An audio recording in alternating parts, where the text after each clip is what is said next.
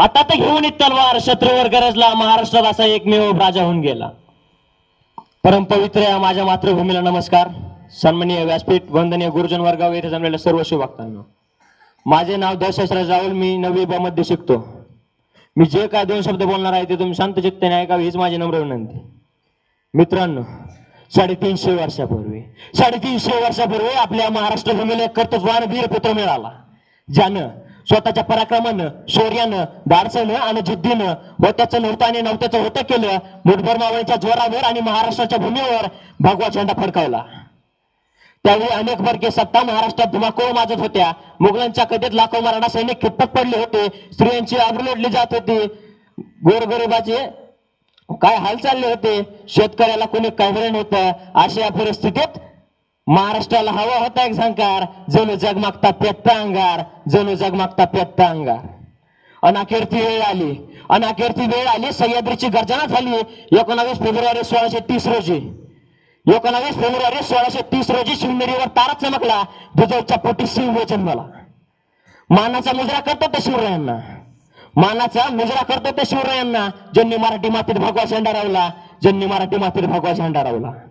मित्रांनो, मी तुम्हाला छत्रपती शिवाजी महाराज नावाचा अर्थ सांगतो. शिव म्हणजे 36 हत्तीचे बळ असणारे, त्र्य म्हणजे त्रस्त मुघलांना करणारे, प म्हणजे परत न फिरणारे, ती म्हणजे तिन्ही जगात जाणणारे, शिव म्हणजे शिस्तप्रिय, वा म्हणजे वाणिज तेज, जी म्हणजे जिजाऊचे पुत्र, मा म्हणजे महाराष्ट्राची शान, हा म्हणजे हार न मानणारे, आणि राम म्हणजे रयतेचा राजा. एवढे असा होता माझा शिवाजी राजा.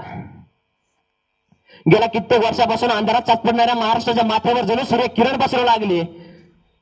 वयाच्या 16व्या वर्षापासून बालशिवरायांनी स्वराज्याची स्थापना करायला सुरुवात केली.